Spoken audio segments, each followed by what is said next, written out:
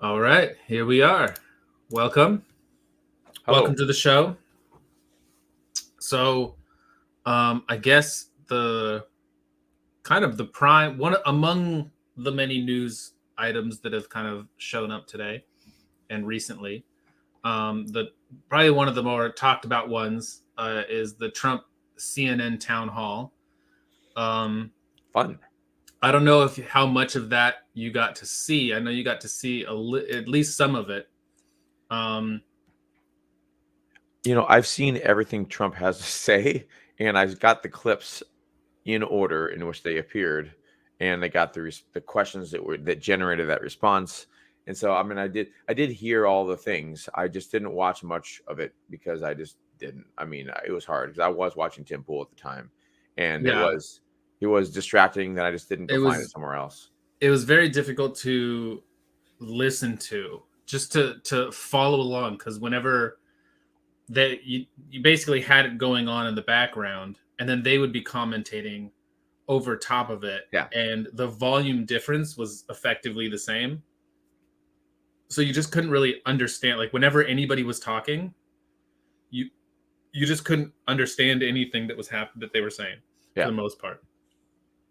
So I was like, I would have to pause it and kind of like calm myself down and go search other places where maybe there's people who are watching it without.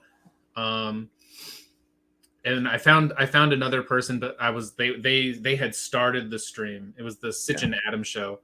yeah. They did a react to it, but they started later on, like in the second half when they were standing up, and I was at the part where they were still sitting down. Ah, So I was like, okay, I don't want to rush this. So I got through the Tim Pool thing, and then I went back to the Sitch and Adam one, and they were just quiet throughout the whole thing. They just listened to it.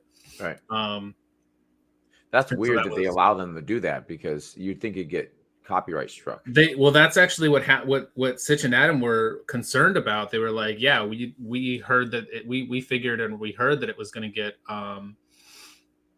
to be copyright striked. Because the only reason they're doing this is they say, all right, we need the Trump ratings and we need to Yeah, tell Trump how much of a piece of crap he is, and ideally make him admit that he's a piece of crap. And that, I mean, yeah. that was the pie in the sky dream they had.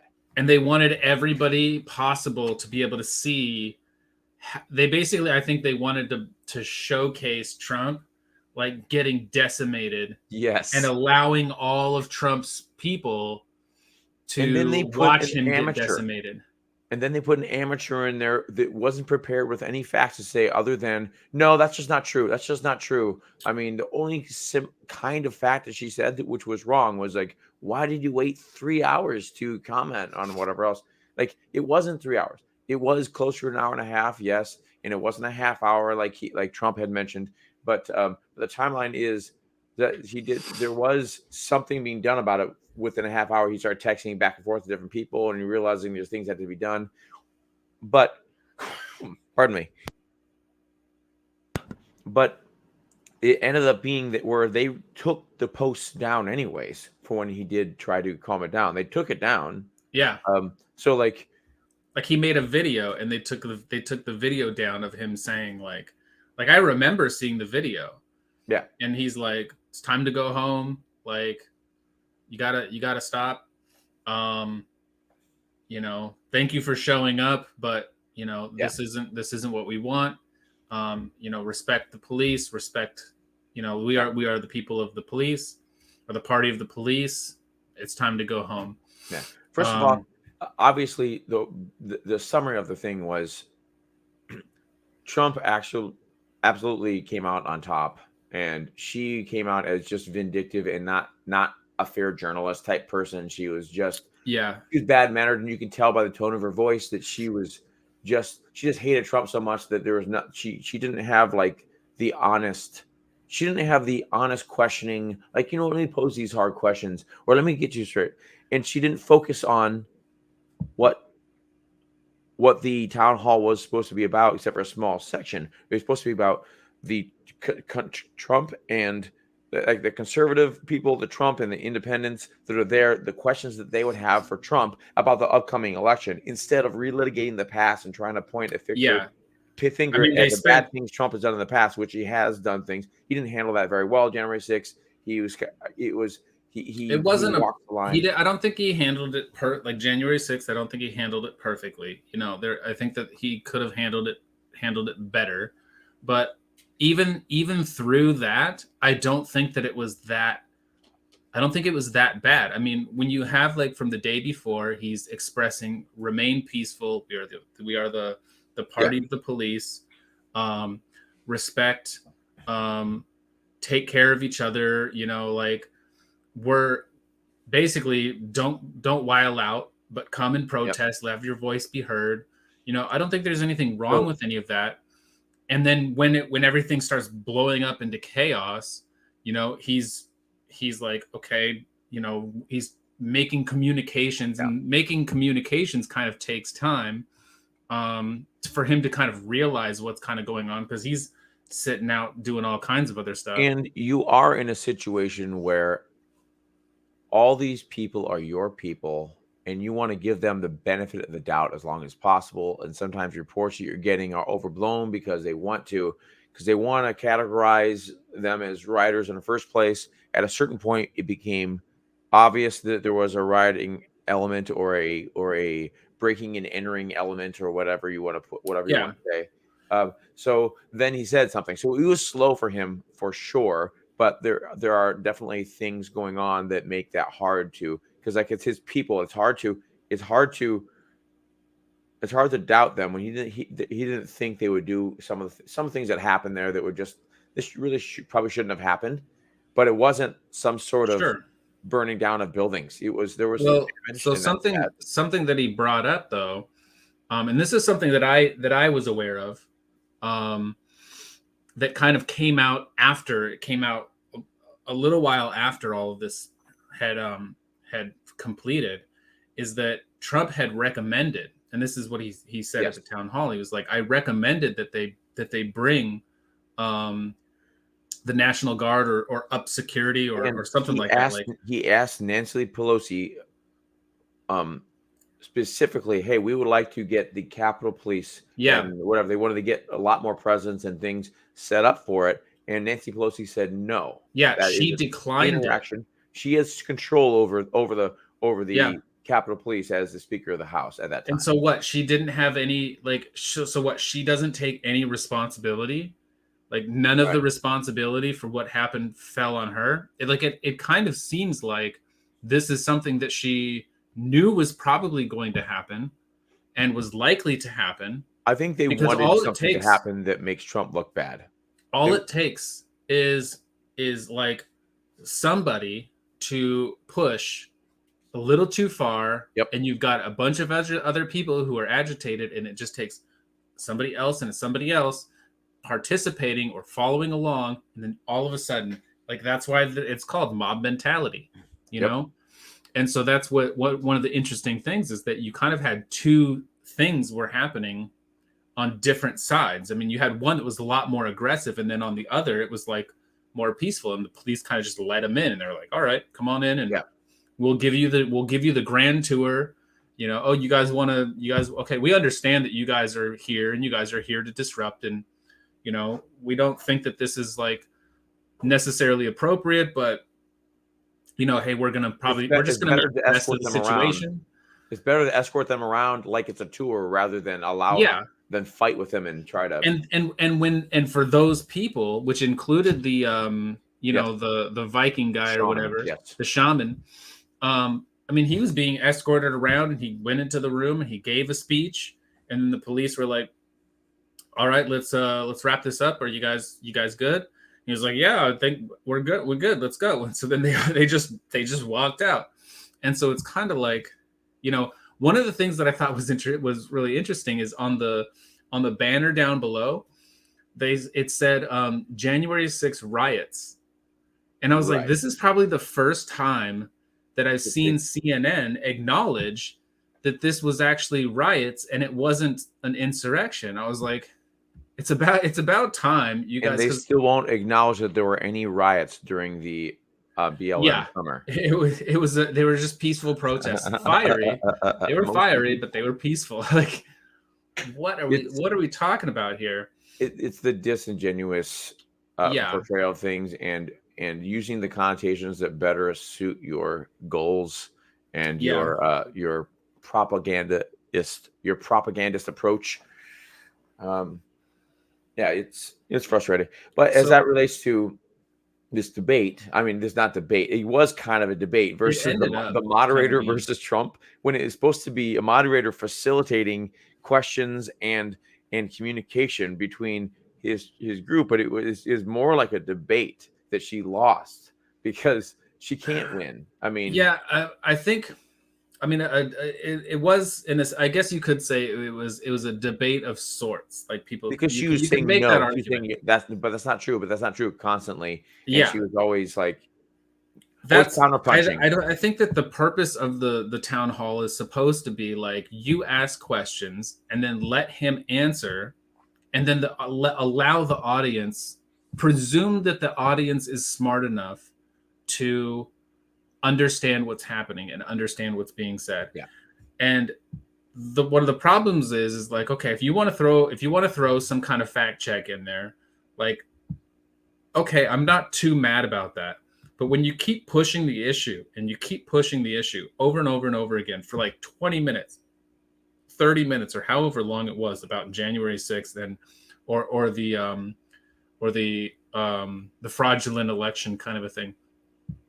When you keep pushing that, and every time he makes a response, you're throwing in another fact check. You're throwing in another fact check, and we're like, we don't allow for disinformation. It's like you can say whatever your belief is once. You can fact check that thing once, but when you just keep reiterating that thing, like you end up looking foolish. Yeah. When you keep interrupting Trump to try to tell him otherwise, because he's just gonna roll over you. He's just gonna be like, okay, you obviously don't know. There was a line that he said that was like, you know that this wasn't a fair election. You're a smart person, but you know that you've got an agenda, and this is what you're supposed to say, And it's like I think those little notes probably hit positively for a lot of people, especially when people are having a strong understanding that the media is hyper manipulative, and they are driving this narrative that people no longer trust. So I think it was Trump won a lot on that aspect. Yeah.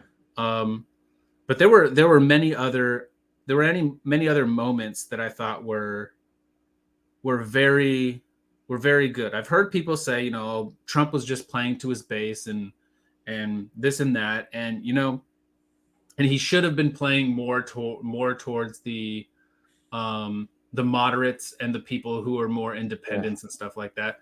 And the way I kind of look at it is like, I think for the most part, people are already there. People more or less fit into one of three categories. I think that you have people who hate Trump. You have people who love Trump. And then you have people, gosh, I kind of just wrote about it. I wonder if if it happens to be. It's baked in. It's baked in. People already, like, everybody has an opinion already on Trump. And so Yeah. I think that Trump just needs to be funny and charismatic and focus on things.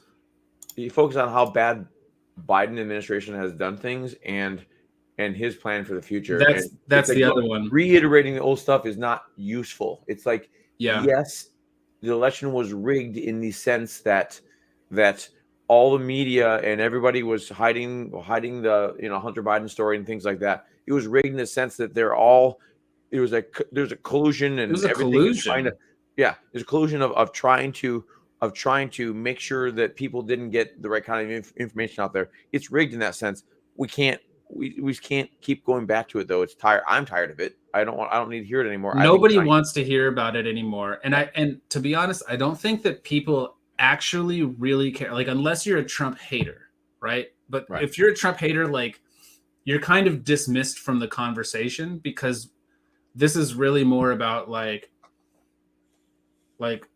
unless your whole thing is like, I want to prevent, if you want to be like this authoritarian media entity that's like, Right. I want to prevent, my agenda is to prevent people from being able to vote for him, and I want to dissuade, like my aim is to dissuade people from Trump. It's like, but if that's your goal, then you're not really an honest media outlet. You're not really an honest journalist. But yeah, the other category of person is, you got the Trump haters, the Trump lovers, and then the people who can effectively recognize that Joe Biden is doing a really terrible job. Right. And so one of the things that he kind of said that I thought a lot of people, that it really resonated with me, was the question around Ukraine and Russia. And like, okay, this is like, who do you support? Like, do you want Ukraine to win the war? And he's like, I don't view things in terms of winning in these kinds of situations. I just want people to stop dying. And I was like, yeah, that's a completely different kind of a mentality. It is. Than we've ever heard. I've never heard anybody in modern politics even come close to saying something like that. Like the victory, the win, like that comes like, if the goal should be stop people from getting killed. That's the goal of what we want to do. We want to stop that. And however we can manage to do that, that's what we want to do. Yes, but I'm going to argue with that because I don't like the let's just all get along type of argument in general. Because it's not okay. I'll let you. Yeah, I get it. I'm arguing on purpose just to argue here. Really. Go for it, man. I'm not really disagreeing. I'll take it on. Let's go. So, like, when you have that type of argument, it's like, I don't want people to stop dying. It's more like, to me, it feels a little bit like war is never the answer, and all these different things of where you have like these ideals that you say, why can't everybody just put down their weapons? Why can't we all just sing Kumbaya and do these things? And so it feels a little bit like that, in terms of like, there's a reality is that somebody's going to have to win and somebody's going to have to lose. And that's why I think that it's going to have to be, maybe they all lose. I don't know. Maybe I don't. Okay. I don't think that that's what the situation is that we're dealing in, because Russia winning means that they take over Ukraine. That's how Russia wins. Ukraine wins by taking back the areas that they've lost. Yeah. Right? Now, is that going to happen? But what if we just said, no, you know what, we're going to let them keep Crimea, but we're going to stop, but we're going to be part of this now. You can have Crimea, and we are going to stop you from doing anything else, or something like that. Or you could do something where like there's no real win. It's like, you just say, look, we're just putting a halt. I mean, I feel like personally, I feel like it's a really simple solution, right? Like, hey, guess what? The world has caused this situation to happen. Largely the US and Joe Biden's actions have caused this situation to happen. If Joe Biden hadn't fueled this proxy war, hadn't caused and fueled this proxy war along with all the NATO allies, then none of this crap would happen. And so Russia came and they took over a portion of Ukraine. And at this point, hey, you know what? You have lost something. Ukraine has lost something. And that's not necessarily at the fault, in my opinion. It's not necessarily at the fault of Russia. But because it's to think that we didn't play a role in that, to think that NATO didn't play a role in that. So there's a level of acceptance that Ukraine is going to have to accept that, hey, we got boned in this. We got screwed over in this, and we ended up being used as a tool. They are also a very proxy corrupt war. government, anyways, and so They are. I They mean, are. obviously, you don't want people to get killed, and you don't want people to die. And in fact, I'm not even opposed to. So, I'm not opposed to Ukraine losing in the sense of them now being under Russian control as much as I am about Putin shouldn't be able to just be allowed to do that. I think I don't like that Ukraine he should be wins. allowed to just go in and decide that we're gonna live like this, like we did back in the 1800s and stuff. I think that Ukraine wins by simply continuing to exist. That's a victory in itself. Okay. If Russia stops and they just claim what they have, and Ukraine continues to exist, Ukraine has a victory. Sure, I'm down with that. I'm down for whatever they want to, whatever we want to do to stop. Because all that's going to happen otherwise, all that's going to happen otherwise is there's just going to be a continuation of us fueling and dumping billions. Well, at this point, it's coming up to like I don't want hundreds to send of them billions any more of money. dollars. We've sent them more money than we've used on many things that we could use them on. We could solve so many problems. Here's something that I think is just always one of the funniest things, right? When Elon Musk bought Twitter, it almost became a meme of people just being like, you could have solved world hunger. It is a meme. The price that you did for this. And then it's like simultaneously the Ukraine war is going on, and we had just given him given that country $85 billion to fuel this war that is killing people on the other side of the planet. And we have all of these morons talking about Elon Musk being like, you could solve world hunger. It's a meme. It's done like almost every post that he does now, because someone always just posts it. They have cut and paste. And it's bad. They'll throw these ones out that's bad math or whatever. You could give everybody $1 billion and you'll still have 10 billion left over. Something stupid like that. It's making fun of the argument in the first place. Like, it's dumb. I mean, if I were to buy a house from you for $400,000, and then they said you could have spent that $400,000 to do this. Okay, why didn't he spend that $400,000 to do that? Yeah. Now he has the $400,000. He could also do that. It just he could also do whatever you want him to do with it. Yeah, it just showcases the bias is really all that it does. So I think that the way that Trump answered that question, and then she came back to reiterate, like, well, I think I want to go back to the statement you made, because it's a very important statement that you made. Do you want Ukraine to win? And it's kind of like you just asked the question again that he just answered, and then he just goes on to answer it in the same exact way. Like, I want people to stop dying. Like, this isn't the way. And when I look at the situation, I think what that can kind of showcase is Trump is aiming to bring a resolution to the table to end this war. And meanwhile, Joe Biden is literally doing nothing to end it, and actually fueling it and exasperating the problem, growing tensions, and it's causing all kinds of other problems. Because I called this a long time ago. I wish that I had, had this whole thing set up, way back then, where I'd be having these conversations. But I called it a long time ago. I was like, okay, so we just went from Afghanistan, and everybody's celebrating. All the people on the left are faux celebrating. Oh yeah, we know, at least we're not having to pay for that war anymore. And then like a month later, or however long, it was a very short period of time. Now we're taking all of that money and way more of that money, and we're dumping it into into Ukraine, proxy war another with proxy Ukraine. war.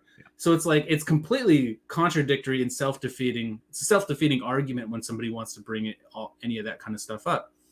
So it just kind of became this ridiculous, this ridiculous thing.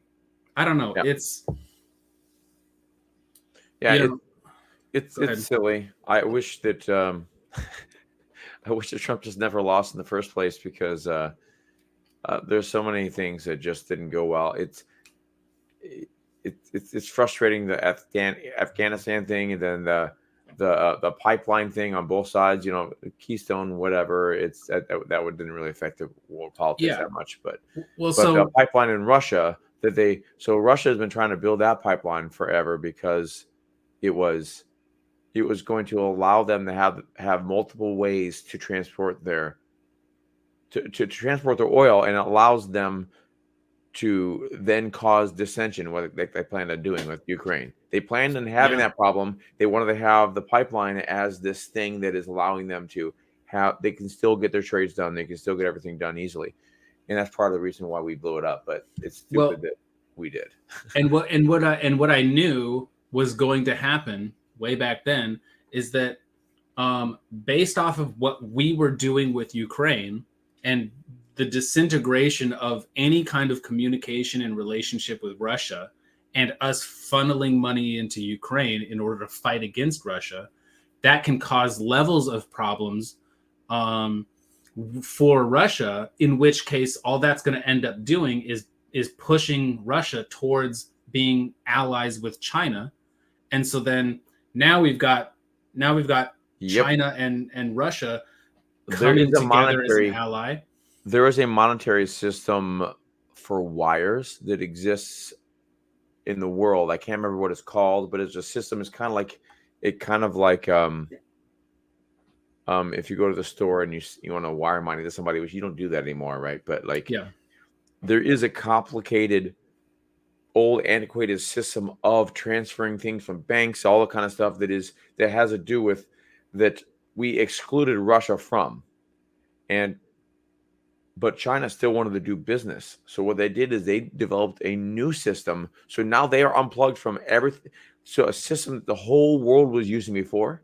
Mm-hmm. Now China and Russia have created their own system, and that they use it works really well. That is updated. It's better than our system, probably. I haven't got an update on that, but I'm assuming if it was made ground up right now, as opposed to piecing together these systems over the course of the last 100 years, so it gave them the opportunity to do that, to set up a strong financial structure, and which strengthens both of their currencies. It did a lot more things than just cause a war in Russia and Ukraine. Yeah, and then the next aspect of it that's like completely predictable is that it also grants the opportunity for China to take over Taiwan, which is what they've been wanting to do forever. And because now we are spread thin, because we're dumping all of our stuff over into Ukraine. We're not. But also, Joe Biden is weak, and he's not going to really push back against it. And he says he's going to, and so it's kind of like, okay, so wait, you're not going to go into Ukraine, but you will Taiwan, and it's like now you're talking about launching into a war with China. It's like, what are you doing here? And I don't understand how, like, to me these are very simple things that this is an example is going to come. This is an example of an idea that I would love to give Joe Biden full credit for. When they make their move on Taiwan, and if Joe Biden has the proper type of response to it, that's strong and not weaselly, and not in backing Taiwan like we're supposed to, like we're treaty bound to do. If he does that correctly, I'd be like, good job, Joe Biden. So I'm all for it. Go ahead. He's not you going want me to say something good about him? That would be the first time, probably, because he's really not done much good. And I always like to try to find something good that people have done. Like, Clinton and and Obama. I've always been able to point to some things that, like, yes, that's good, and yes, that's bad. But the Biden administration has not done anything good that I can think of. I struggle to find actually I'm sure that he's done good things, right? But I think that all of the things that he's done are so small and minuscule that we don't ever hear about any of it. Yeah. There's not really anything. Like I remember just like listening to I don't know that Biden really has meetings with other leaders or other groups of people and does like press briefings where he sits down with communities of people and he's like, hey, this is what I'm passing. Like when Trump did he did like opportunity zones and he did like virtually permanent funding for HBCUs, which is like the historically black colleges. Yep. Or colleges, universities, or something. Yep. And he actually sat down, or with the what is it, the act that made it, or whatever it was that made it so that the people who committed nonviolent drugs, that they were able to get out. That was like one of the biggest things that has been on the table for like 30 years of trying to get that taken care of, and he got it done. And he's like he does it all, and he sits down and he's like.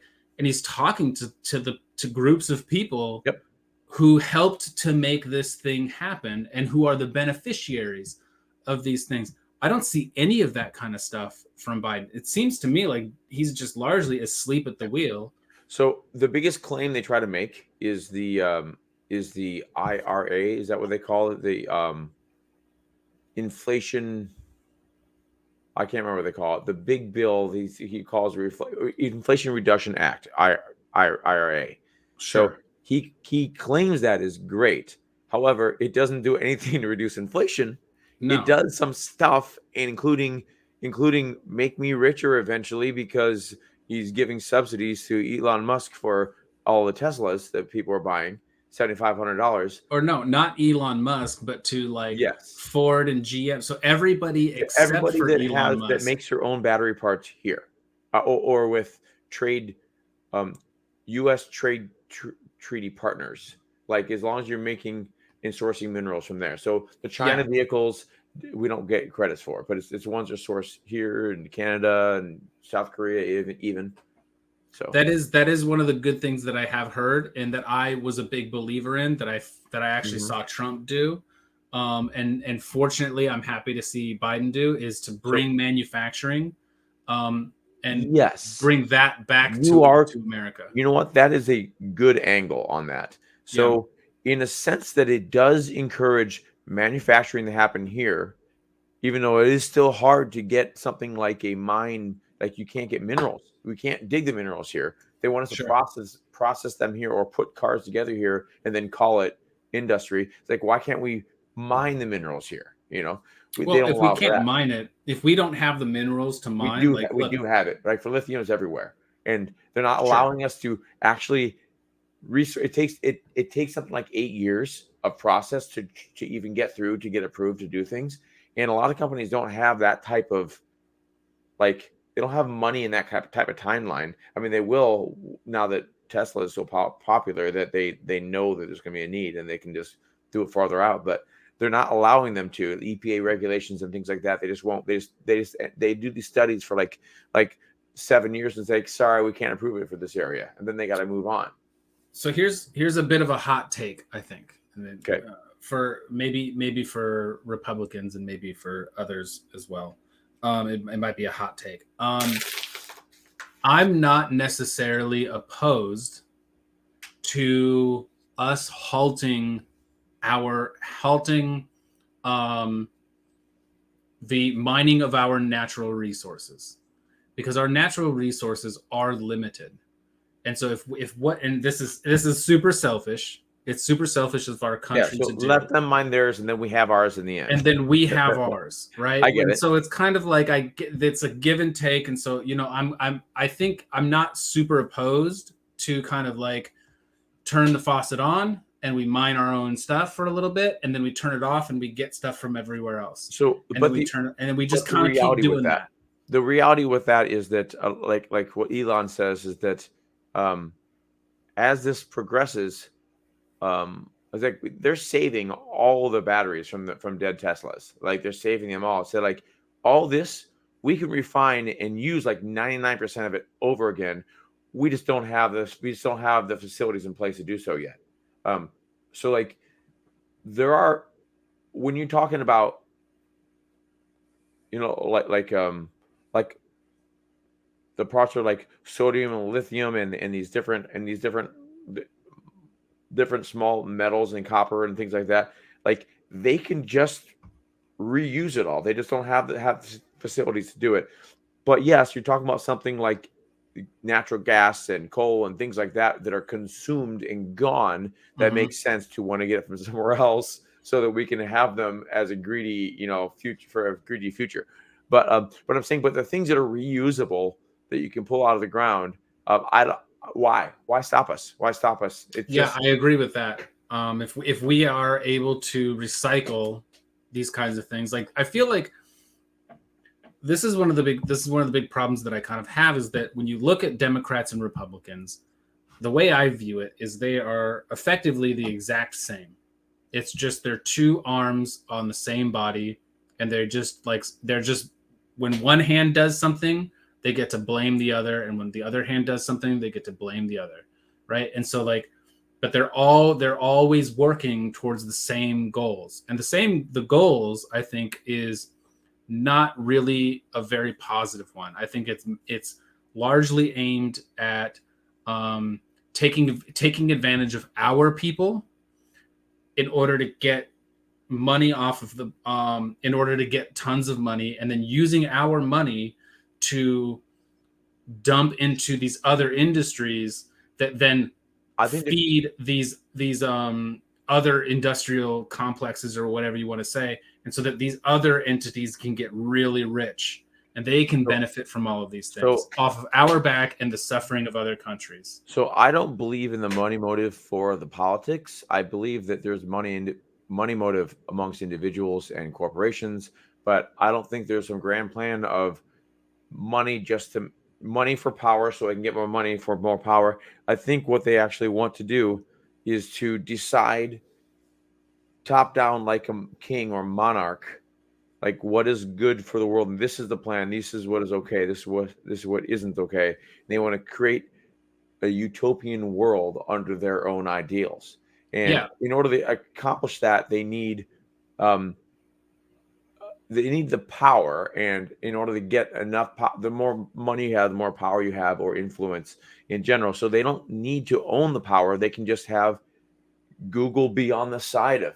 Well, they need to have control over all of the apparatuses that dictate where this power comes from, like where this power is spawned. And if you have control of the media, then you effectively have control over people's minds, which enables people to be. Then you have control over what they think about. You have control over what they care about, what they talk about, and then therefore what they vote on, or who they vote for. So when it comes to these individuals that are running corporations, and like these, like most like the top 40% of politicians, they have more money than they know what to do with in their own personal lives. So I don't really think that. And how do they get that? Yeah, I know. How do they get that? I know. Tulsi Gabbard went into politics and she wasn't rich. She wasn't rich. And when she got out of politics after a number of years, she wasn't rich. Right? So I think that when you look at these politicians and you see that they're making a lot of money, I don't understand how you wouldn't see how they are making a profit out of politics. Yes, they are, for sure, but I just don't. Okay, I just feel like it's doing a disservice by crediting their intentions with simple greed.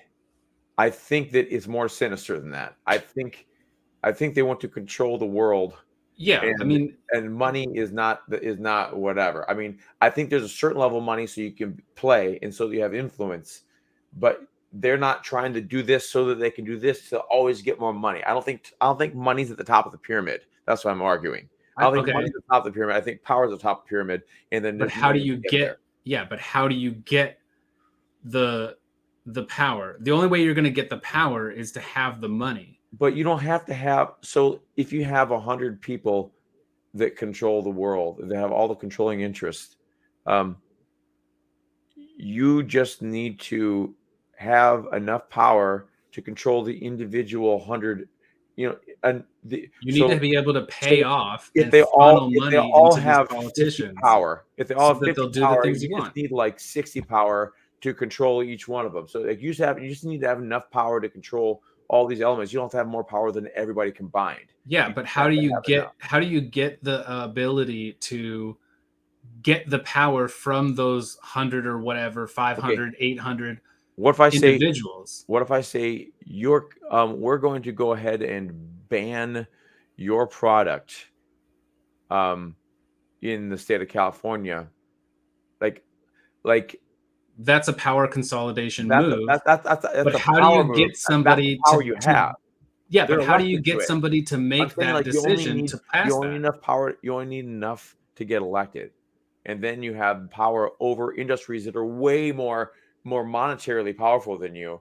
But you can ultimately make it. You can basically say, "Hey, you need to play. You need to play ball, or I'm gonna make your life very hard." And so I'm saying like they don't care about having all of their money; they care about having control. Well, they have so much money. The people who are really in power, the people who are able to pull in the strings and all of that, they have so much money that money is it's not a concern for them. So all that they really need to do is they need to figure out ways to funnel money into, here's how I see it. They need to figure out ways to funnel money into politicians so that the politicians will do the things that they want them to do. Now, the only way that the politicians are able to get this kind of money is if they effectively receive donations from lobbyists. Right. There's an And so when they incestuous have the lobbyists who are effectively in control of what their policies are, boom, you've already got it. Hey, you want this money? You want to continue doing this? And then there'll be deals when you leave, or there'll be deals, and we'll set up these little companies or whatever, and you'll make money on the side. There'll be some stock stuff that's going on, and you'll sell it at the right time. And there's all of these little side little avenues that they can kind of gain all of this money. And so when you have the top people who are like, here's all of the little toys that I have that I can send out, and I can say, you go do this, you go do this, fight. Like, I want you to ask these politicians for this, and I want you to give them money for these things so that they'll do these things, because that's what I really want to do, because that increases my overall power. I mean, I'm in full agreement that money is a major tool. It's one of the major things that make life happen and operate, and motivations. Like I said, I just only disagree in this and in what the ultimate goal is. I don't think the ultimate goal is to achieve money. I think the ultimate goal is to No, achieve I'm not in I guess I'm not in disagreement with you there then, because I think that money is just the tool to gain power. And so when you have politicians who want to have money, then they're going to do things, because it's not the people who are in the most power. They don't care about the money. It's the people who are in charge of the policies. They're the ones who want money. And so when they have to do X, Y, and Z in order to get that money, then when they get that money, that just helps out the main people in power. Yeah. So that's kind of how I see it. So we're talking about this thing for a long time. How's this linked to what we were talking? What was the main thing? Oh, we're talking about the debate thing, right? I was trying to bring it back to where it was, and I can't think of where we were. I think we're somewhat past it, because I mean it was kind of like Ukraine and how and how the powers that be effectively, like when you look at Joe Biden and the actions that he's taking, right. Okay, so here you go, right? You look at the situation of what's happening, right? You've got all of these businesses that come out of like Romania and all these other, and China and all this stuff that are setting up these like LLCs and funneling money into Biden's family. And in order to effectively perform specific types of actions, and those specific types of actions are going to give more power, more influence, and more money to various types of entities. And so I feel like it's like when you look at everything and you look at what's happening in today, as like you look at what happened with under Trump, they didn't have any of that kind of stuff. The world's problems, I mean, our problems were absolutely exasperated largely because of the media and just throwing racial stuff out there and causing internal problems within our country. Our problems were with But- personalities, but we had good results otherwise. Everywhere else in the world, you look at everywhere else in the world of what was going on, things were just getting better and better and better. Yep. Like, sure, there were countries that were like, oh man, we don't get to get to take advantage of America anymore. They're not letting us boss them around and take more. Yeah. And they didn't take more money got out of the Paris Treaty or whatever, the Paris Accords or whatever. Yeah, Paris Accords, right, and things like that. So and NAFTA, yeah. They didn't like those type of things, but in general, I think we had good results for. We dropped war, like wars were ending, wars were not even starting, and when they would attempt to start, they would just get shut down. I mean, with Serbia and Turkey, or Syria and Turkey, Trump was like, if you guys want to do this, we're gonna completely decimate your country, and this is your fault. This isn't me that's necessarily making this. This is you forcing my hand to do this. And Turkey was like, whatever, screw it. And so they had like 2 days of fighting. And day one, Trump was like, you guys better stop. Day two, he was like, I guess you didn't stop. Boom. Like economic crushing sanctions got put on Turkey. And he was like, okay, all right, I'm backing off. Right. And so it's like he knew how to solve problems. He knew how to prevent problems from even happening. And what's sad to me is like the media never talked about any of this kind of stuff. Like you had to go search this kind of stuff out. You had to watch these C-SPAN things or whatever, or these things that the White House would basically record and put out. In order to even learn about these kinds of things. And the people just either they didn't know about it, or they didn't appreciate it. They didn't understand what was going on because they were probably so self-absorbed into their own like ideological issues of like, I can't believe that he said that black people are rats when he was talking about Baltimore. And it's like, he's not even saying that black people are rats. Like, you guys are creating problems that aren't even there. So one of the funny things I found about the debate scenario was afterwards, they had a panel of people that were in the audience. I only heard one person from it. Huh? I only heard one person from it, but if you've got, I probably heard him. That's probably the person I heard, because I've heard a lot of clips. I didn't watch this whole thing. I didn't watch CNN. I don't have CNN, but where the host was asking kind of leading questions and surprised at the guy's answer about the idea of like, do you believe he kept on, you believe he's still talking about 2020 election? And the guy says, well, the first question he was asked was about 2020 election, but then the host again goes back to it and says, well, this is like, well, they could have asked, and then well, he couldn't he have said about 2024? Yeah, couldn't we have said like, hey, maybe we should move on from that? He's right. Like, well, couldn't you have said that? Like, exactly. Couldn't you have just acted in that manner and just said, hey, we're just moving past that? They had this disingenuous, they're trying, you can feel that they were trying to paint the picture differently than what it was. Yeah. And also they stopped the show early. They stopped the. I heard they stopped it 20 minutes early. It was at least 5 minutes early. Yeah, effectively. Because but because you could argue that they planned for some panel time afterwards to review. So like they have 90-minute block, and then maybe they're going to go and talk to the host afterwards and have their little thing. So that but ultimately, if they were eviscerating Trump on there, they would have kept it the whole 90 minutes. It would have been. Oh It would have yeah, been.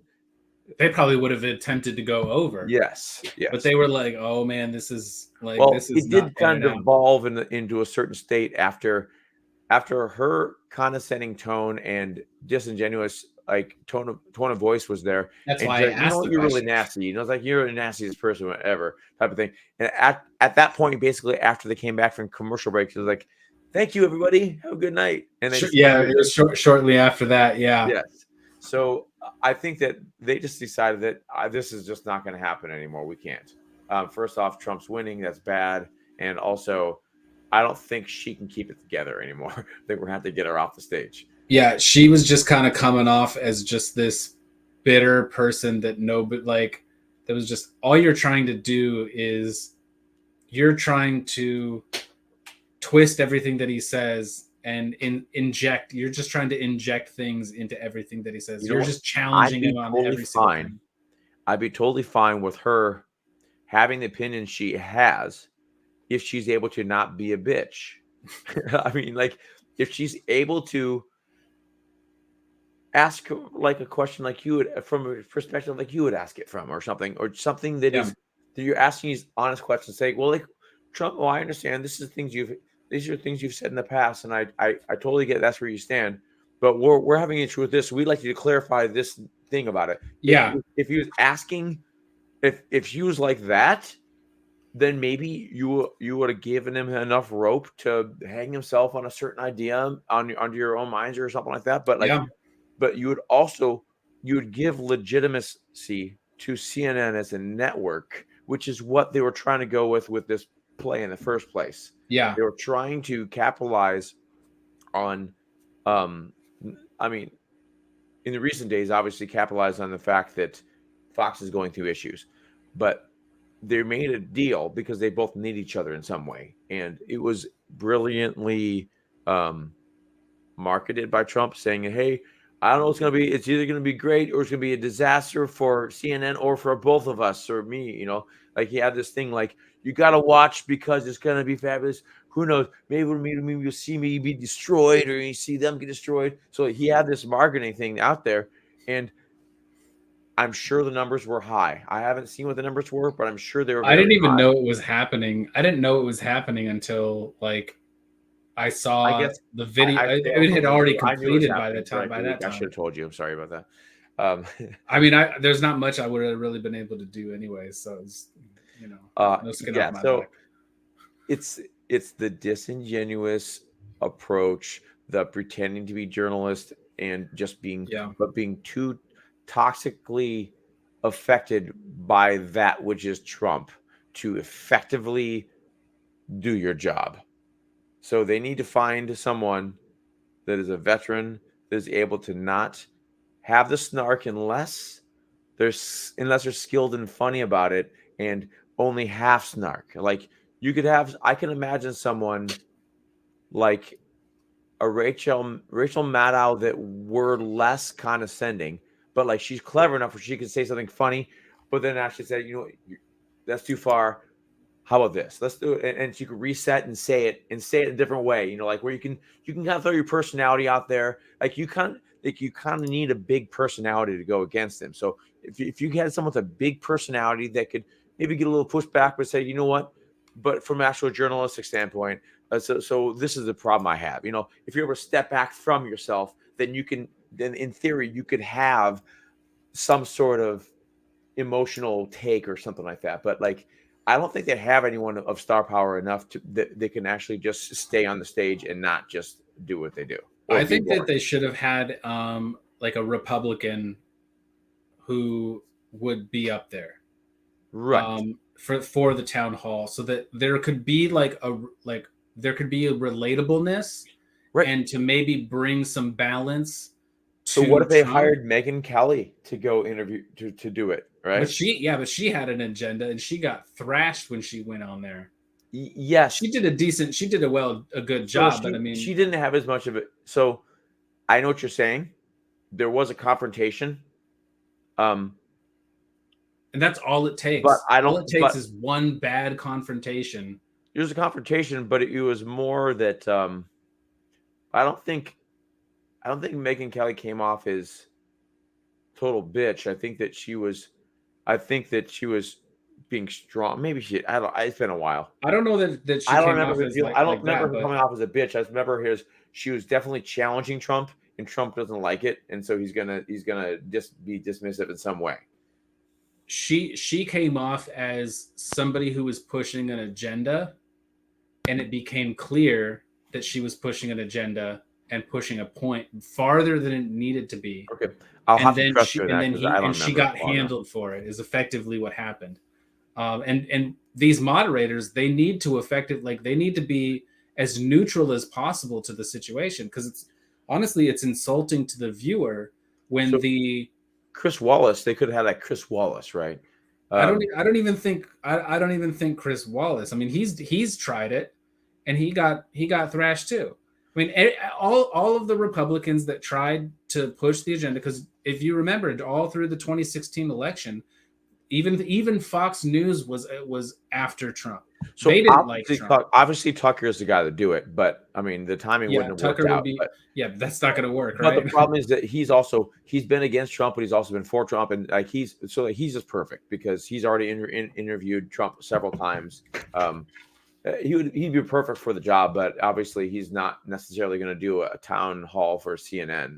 Although he may have if the timing worked out differently from how this worked out, like with him being let go. But if the town hall were next week or the week after, when he's already decided he's going out on his own, he's already made his legal decisions about things, then it's possible they said, "Hey, would like to come and join us for this town?" You're like, I could have seen something like that. That would have been fun to have a crossover in some sense.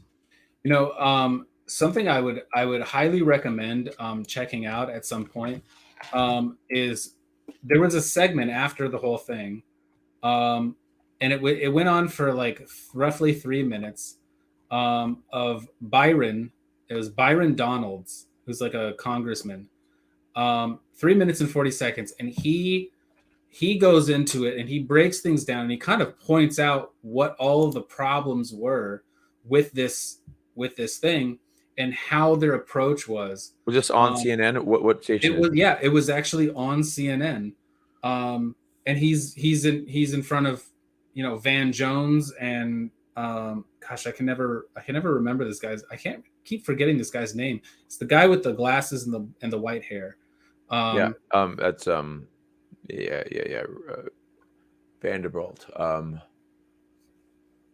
I just can never remember this guy's name right now for some reason. Anderson Cooper in 120. I'm just kidding. Yeah. And so he got on and he was just like telling everybody, like, dude, this is like, you guys messed up and here's how you guys messed up. You guys are stuck. He's like, the problem, effectively what he's saying is the problem that you guys are having is you guys keep focusing on these things that nobody cares about. What people are really caring about, and it's weird because this is a very common tactic that politicians usually do, is they're like, forget about the past. The past doesn't matter. We need to focus on what's happening at the gas pump and what's happening over here. But that kind of stuff usually falls flat on actual voters because those problems aren't actually that bad when those things are when they're talking about those kinds of things. But right now, we're looking at Ukraine. We're looking at our foreign policy. We're looking at gas prices. We're looking at inflation, and how all of this stuff is just like stacking up and just putting massive levels of pressure on the common folk. And he's like, you guys aren't addressing any of this kind of stuff. You're not asking about any solutions on any of this kind of stuff. There was a very all you're doing is talking about January 6th. Yeah. There's a very small section in there where he asked some relevant questions and then took some people from the audience, but then it went back. Yeah. All of the questions from the audience were like actually good. Because those are the things that people had concerns about. I think it gave you a link to it's a minute of Brian Donalds interrupted by Anderson Cooper in heated argument after Trump town hall. Is that what you're talking about? Let me take a look. It's probably that, yeah. But here, just as so I can maybe send this to you. There's probably a longer clip with more This context. is like the more like the actual clip that I just found on Twitter. On Twitter, okay. So like check that out because I was like, wow. And it was by Bridget Gabriel is at ACT Bridget. Here, you know what? Just I'm not gonna play it, but just so that people can see, this is basically the video. And he's just going off and he's just telling them what's wrong. So, there's, yeah, I guess as a wrap up, I think, as well as probably virtually everybody, because I don't even see people on the left in comments, or when it was trending, people weren't even like, oh my God, Trump, like literally nobody was saying that Trump did bad. I couldn't find people other than people saying, so people weren't saying Trump, that, kind of a thing. Okay, there were people saying that he wasn't properly challenged, that he wasn't right, but that he came out doing well. The only real criticism that I heard, for the most part, that I think had validity to it, is that they were tired of hearing him talk about the 2020 election. Yes, but they asked questions about it. But then they keep asking questions about it. So I think that people are probably going to be like, from this, they're probably going to learn like, okay, that actually ends up making us look worse when we keep asking him about this. Because we all know what his opinion is. We all know what he believes. And in that whole session, like, he was laying stuff out. He was like, that I didn't really know.